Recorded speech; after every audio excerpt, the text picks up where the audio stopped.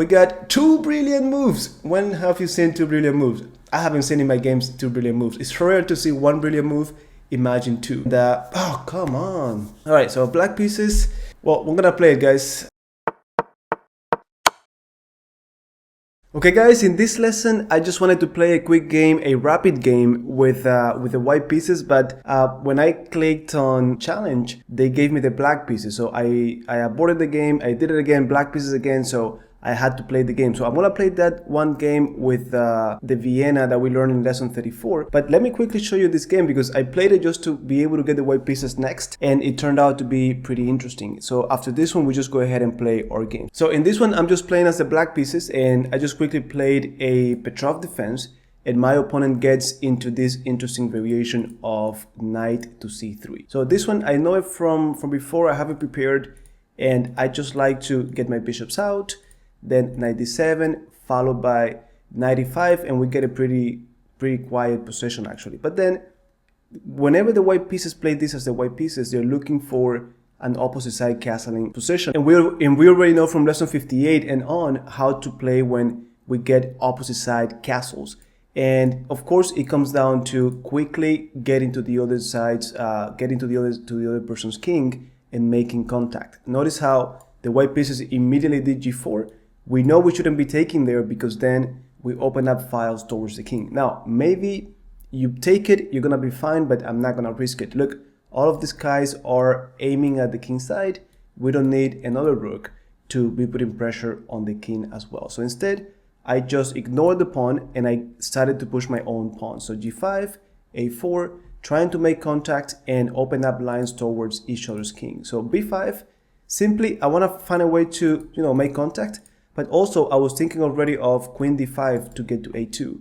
Now, if I had done that directly, then they could have done something like c4, if queen d5. So I just went with b5 first and then queen d5. And then from this moment on, my opponent did not put maybe the best defense, but still the idea is pretty straightforward. I just wanted you to see, I wanted to reinforce the idea of opposite side castlings.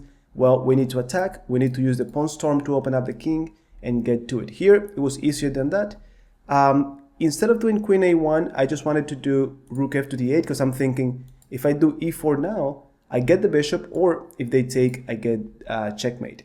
So f3, then I ended up doing this, I get a few pawns now. Even if my attack is not leading to checkmate, when I get this pawn, I get a winning position. Of course, if I don't get checkmated first. So quickly here, they're doing rook a1, probably trying to trap the queen. And then I start to think. And actually, guys, take this as an exercise. What would you do next if you were the black pieces? I started to think of moves like rook takes d3. This is pinned. So I know that if they take with the king, I could do something like bishop c4. I could do something like rook d8. Also, if I take and they take with the queen, I could do rook d8 pinning the queen. So all of this starts to, that pattern comes to mind. And I realized I have the pin through the d file through this, the second rank. So I ended up, I also thought of this, believe it or not, we have to consider it. So look, got candidate moves, we gotta look into candidate moves. Queen c2, rook d3, but then I thought of bishop b3, and that's why what I ended up doing. So don't forget, the bishop is pinned, so that means that I'm threatening to take on c2. My opponent makes a mistake here, rook b1, check, then check again, we get the bishop, and that was the end of the game. But notice how everything ended up with, everything started with opposite side castling attack, and even though we didn't get their king checkmated, they had to give us material to get away from trouble. So with that said, I'm giving you all of this talk. I did all of this hoping that I get the white pieces now when I click new 1510. So I'm searching now, and I really hope that we get a good opponent or someone around my rating. And oh, come on. All right, so black pieces. Well, we're gonna play it, guys. So let's do it. This time let's do a piece defense. I honestly wanted to play with the white pieces to play the Vienna, but maybe we do another video for that. So let me just, it doesn't hurt. I know that a lot of you played the piece defense, so let's get to do that. All right, look, it's funny that this is happening now because our last lesson, lesson 128, we talked about this variation of the Austrian attack. Of course, different move order what Karyakin and Ding did, but it's getting there. So if they do, oh no, it was with knight c3. It would have been interesting to see it in motion. Now I wonder if I should do, I was looking into c5, but let me just castle. Let me keep it quiet. Notice that it's a different move order. They haven't done knight c3. They could even do c4, but nope, they're not doing that. All right, so let's keep it in the spirit of what we saw in lesson 128, or should I do c5? If c5, I'm gonna see c3. All right, let me go with this. I gotta say, this is a plan that a lot of you should be familiar with from lesson 69. Yeah, c3 I knew was gonna be happening. Okay, let me just do c5. Now, this is the only time you're gonna see me do c5 in the piece, at least me personally, is against the Austrian attack. I just like this break over here on c5 better than e5. Doesn't mean it's the best one, but I just like it. And if you think about it, this is looking now a lot like the Sicilian defense with this c5. All right, so I'm gonna take, I came here for a reason. And now I'm between knight c6 and queen b6. Look, candidate move again. So I need to look at both of them, calculate into them, compare the results from knight c6, from queen b6, and we go from there. So knight c6, of course, I'm putting pressure on the pawn. They have bishop e3. Queen b6 is putting even more pressure. And then I'm hitting d4 and b2. But then if I go queen b6 right away, I'm not so sure how they could defend. If bishop e3, well, we take on b2, knight d2, I guess, and my queen is a little bit weird. So knight c6 first, or queen b6. Well, you know what? I'm gonna go with queen b6. Let me see what happens. So I'm pinning the pawn, putting pressure on it, of course, and I'm putting pressure on b2. Now, this is one of the things with pushing the c pawn, either to c6 or to c5. We know also from lesson 51 that we open up lines.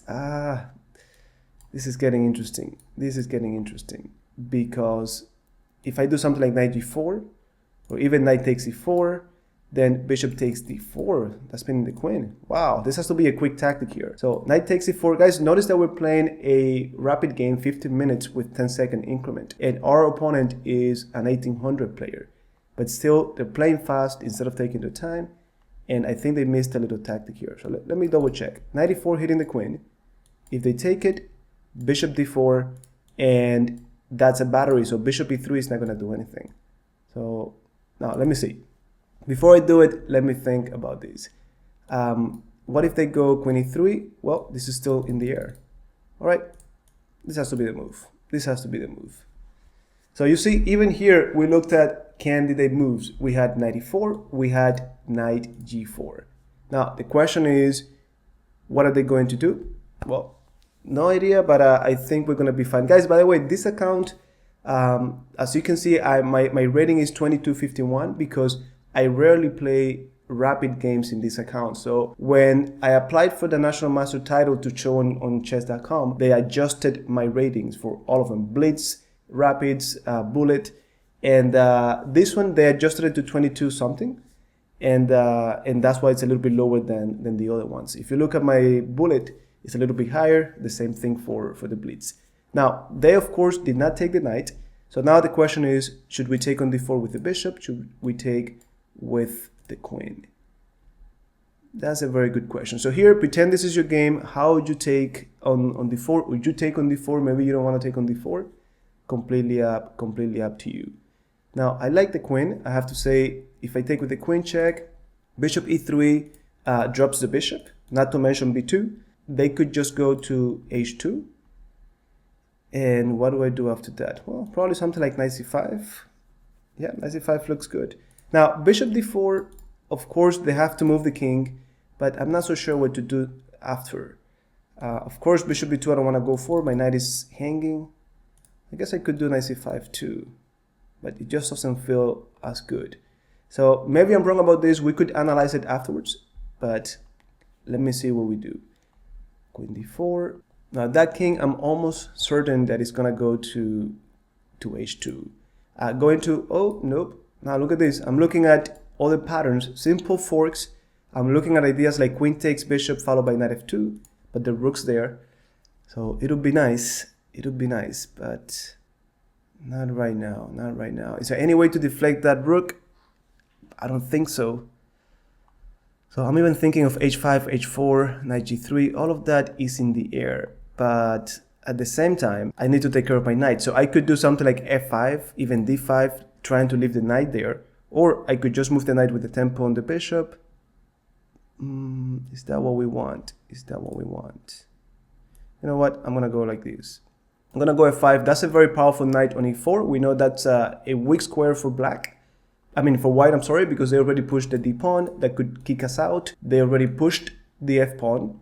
So that's going to be unable to be controlled by a white pawn. So I like my knight there. Okay, so this is getting more and more weird. Can we do this? No, we can't. No, we can't. Now, if they take, we take. I'm okay with that. I could even do a rook lift. I'm okay with that.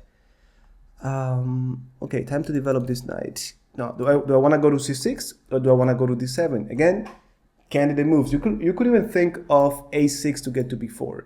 Now, between these two, I like d7, maybe get to c5 afterwards. I'm still trying to make this work, but I don't see a way. I also like this, opening up the file, but this will be hanging. So let me just go knight d7. When I go to c5, I'm protecting, I'm hitting the bishop. Then I could think of no, yeah, okay. Let's see. So notice that I did not open the F file, but I could do my rook lift like I mentioned before. And this is going to be interesting. If I manage to do this, then knight g3 is in the air, or probably even stronger, rook g3 is in the air. So notice that I'm talking a lot, but that's because there's so many things coming to mind. And this is very important. Even if it's not your turn, you should be thinking of what you should be doing next. What can I do? Any ideas? Use your The rook moved. This is happening. This is happening. The rook moved. Okay, so they want to take advantage of the G file. But you see, the tactic that I was thinking from before, even though it was not my turn, even though it was not possible, it was there. So that's why I say, guys, if you train tactics consistently, your intuition is going to be developed properly. These ideas should come to mind. Also, when your pieces are active, tactics are in the air. Now, I'm not going to be impulsive. I'm going to do it in my head first. Queen takes, knight f2. What could they do besides taking my queen? Well, something like queen g2 trying to do checkmate. I have rook f7. They're far from getting me checkmated. So let's do it. Quick decoy followed by a fork. Simple tactics. We have covered them in our course. Now, look at this. My opponent did not even take his time. So this is already losing. There you go. Now, before I let you go, let me just, okay, so there we go. Look, we got 2 brilliant moves. When have you seen 2 brilliant moves? I haven't seen in my games 2 brilliant moves. It's rare to see 1 brilliant move. Imagine 2. So let me go to analysis here, not to brag or anything like that, of course, but 2 brilliant moves. All right, so d6, we know all of this, nothing extraordinary. We know the opening lesson. I think the regular Pirc is lesson 69. The Austrian, lesson 73, if I'm correct. Bishop g7, castling. Look, you see, inaccuracy. We talked on lesson 73 to do c5. Here, I'm trying to be cool and, and I make an inaccuracy. So c5 was the move, guys. So castle, now bishop g4, e5. On lesson 128, last lesson, I talked about e5 directly. So I'm going against my own advice, and you see, it's inaccurate. So c3, now c5, what's going on? All right, so c5 is an inaccuracy, so where are my brilliant moves? Oh man, this is so bad. Yeah, so apparently it shouldn't have mixed up the plans. Bishop g4 and c5, so e5 is the idea. I told you on lesson 128 that e5 makes sense because even if they go, let's say I go here, take, and they take back. Now this knight moves, and then I have the bishop and the knight hitting e5, and then my opponent is left with an isolated pawn on e4. So something to keep in mind. Of course, here I did c5, h3, that was a mistake. And now that's a great move, not a brilliant move, great move. Then c takes, and here we were debating, should we do queen b6 or knight c6? Queen b6, inaccurate move, there you go. Look, even playing it inaccurately, we were able to win this game. Alright guys, welcome to the club. This is my everyday my everyday life as a chess player. So anyways, after queen b6, knight c6 seems to be a better move. Apparently, after queen b6, my opponent did queen f2, which is a blunder, but bishop e3 was okay, just letting me take the pawn. When I was considering this, I don't know if you remember, but I considered this possibility, and I said queen b2, knight goes to d2, my queen is a little bit weird, I wasn't happy with that. So I was expecting, if bishop e3, I was probably going to do something like knight c6 or something like that. I know d5 is in the air, but I could do knight d4, knight d7, things like that. But after queen f2, it's a blunder, we got to take advantage of it. And this is what we spoke about. So knight e4, brilliant move. Glad that we picked it up. It would have been a shame to miss a brilliant move like that. So queen d4, look, bishop d4 happens to be the best move. It'll give us 4-11, but queen d4 is also good, of course. King h1, look, I thought it was a better option to go to h2, to be honest, but the engine likes king h1 better. f5, good move. Of course, moving the knight made sense. g4, now knight d7, here we were debating knight c6, knight a6. Well, knight d7, we know why it makes sense.